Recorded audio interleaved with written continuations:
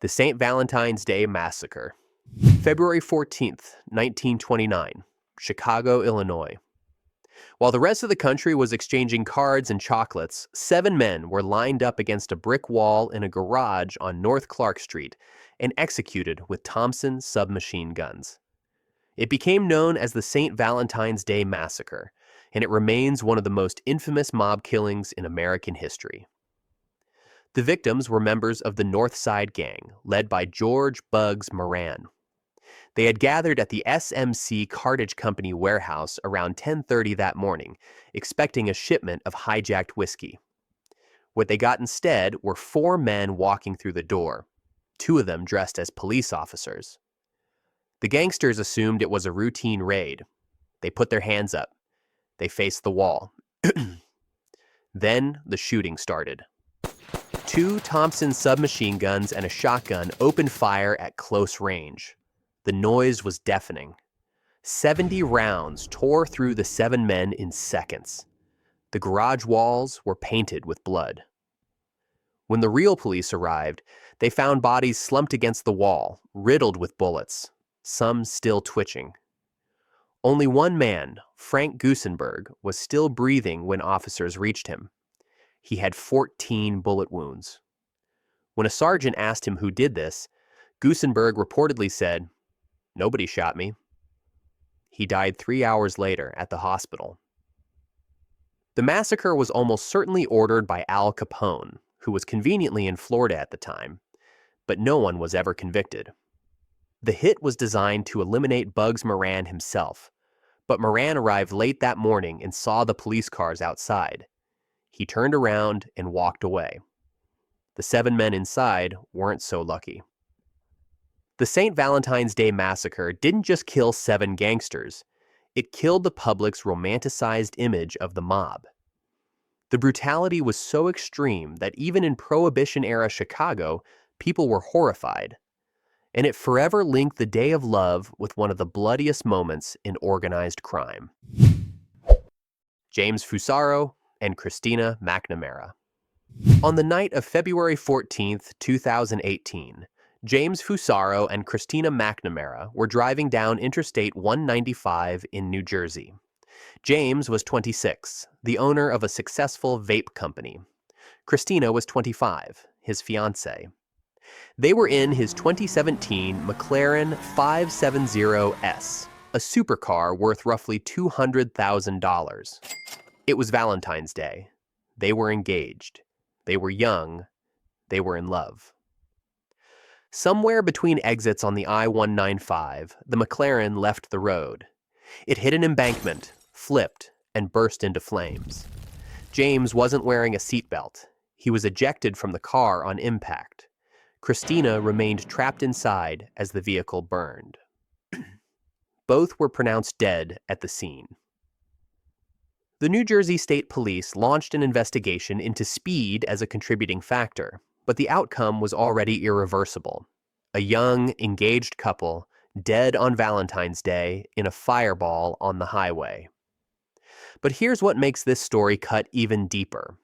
Christina McNamara had already lost her mother, and in 2014, just 4 years earlier, she had lost her 19-year-old sister in a separate car accident. Christina had already buried 2 of the people closest to her. She knew what it felt like to get that phone call.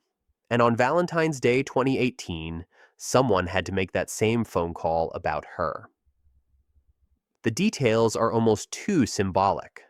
A Valentine's date in a supercar, speed, fire. A woman who had already survived unimaginable loss, only to die the same way her sister did.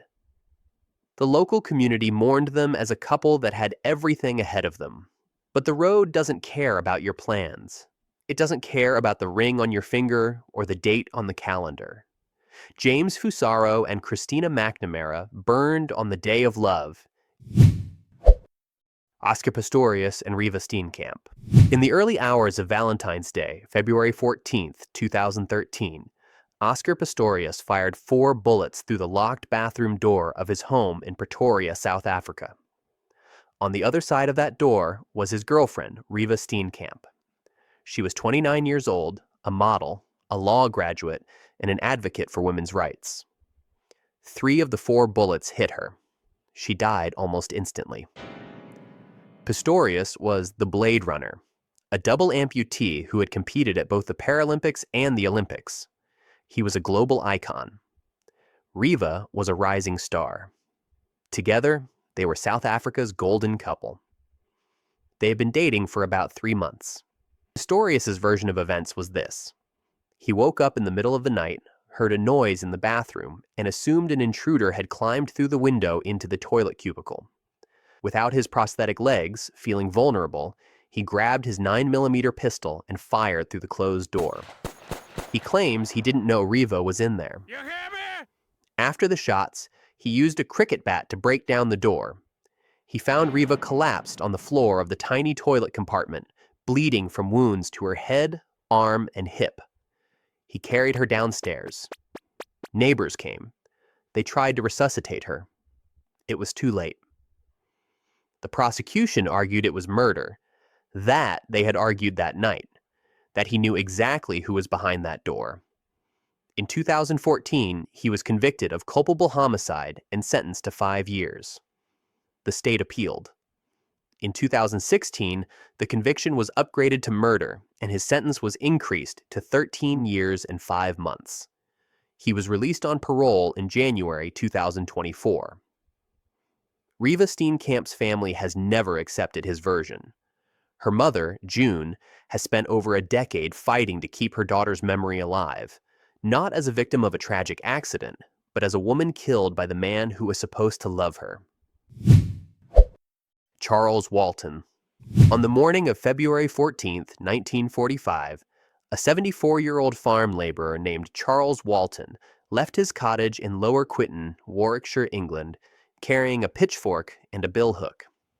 He was going to trim hedges on Meon Hill, the same work he had done for decades. He walked through the churchyard, up the hill, and into a field called Hillground. He never came home. When Walton didn't return by evening, his niece Edith went looking for him. She found him in the field, and what she saw would haunt the village for the next 80 years. Charles Walton's throat had been slashed open with his own billhook. The blade was still embedded in his neck, lodged in his windpipe.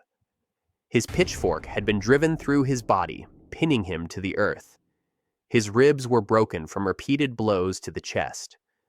The positioning of the tools, the fork through the torso, the hook in the throat, struck investigators as deliberate, almost ritualistic. Scotland Yard was called in, which was extraordinary for a small Warwickshire village. Detective Chief Inspector Robert Fabian, one of the most famous detectives in England, led the investigation personally. He interviewed hundreds of villagers. He found nothing. Or rather, he found silence. The people of Lower Quinton didn't want to talk. The reason became clear over time. Local folklore held that Meon Hill was a place of dark history, associated with witchcraft and ancient rituals. Some believed Walton himself was a cunning man, someone with knowledge of folk magic. Others whispered that his murder was a blood sacrifice, carried out on Valentine's Day as part of an old tradition. No one was ever charged. No motive was ever established. The case remains one of the most famous unsolved murders in British history. An old man, killed with his own tools, pinned to the ground on a hillside in wartime England on the day the world celebrates love. Whatever happened on Meon Hill that Valentine's morning, the earth kept its secret. Jennie Sodder. On Christmas Eve, 1945, a fire destroyed the Sodder family home in Fayetteville, West Virginia. George and Jennie Sodder escaped with 4 of their 10 children. The other 5, Maurice, Martha, Louis, Jenny, and Betty, ages 5 through 14, were never seen again. No bodies were ever found. The official explanation was that the fire had burned hot enough to completely cremate them. Jennie Sodder didn't believe it. She burned animal bones in her kitchen to test the theory. Chicken bones, beef joints, pork chops. Every time, she was left with a pile of charred remains. If a kitchen fire couldn't destroy a pork chop bone, How could a house fire erase 5 children? And the details didn't add up. The ladder that always leaned against the house was missing that night. Neither of the family's 2 trucks would start, even though both had worked the day before. The phone lines had been cut, not burned. An insurance salesman had threatened George months earlier, telling him his house would go up in smoke and his children would be destroyed. That same man sat on the coroner's jury that ruled the fire accidental. Jennie and George spent the rest of their lives searching. They erected a billboard along Route 16 with photos of the 5 missing children and a reward for information. George traveled the country chasing leads. None of them led anywhere.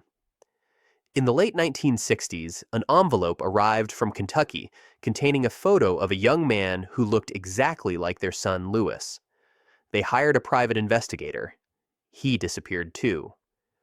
George died in 1969, still without answers. After his death, Jennie built a fence around the property and started adding rooms to the house, layer after layer, walling herself in. She planted a garden on the exact spot where the house had burned, and from the day of the fire until the day she died, she wore nothing but black, an Italian mourning tradition. 44 years of black. Jennie Sodder died in the week of Valentine's Day, 1989. She was 85 years old. Supriya Dubey and Vibhu Sharma. Supriya Dubey was 26. Vibhu Sharma was 27.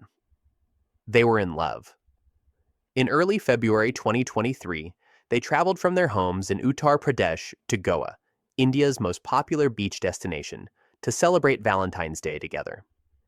For their own reasons, they kept the trip private from their families. That's their business. Couples do that. On the evening of February 13th, they had dinner, drank cocktails, and walked along Palolem Beach in South Goa. The night was warm. The water was inviting. At some point, they decided to go swimming. It was dark. There were no lifeguards. The ocean didn't care that it was almost Valentine's Day. Sometime during the night, other tourists reported hearing cries from the water. No one called for help. No one went in after them.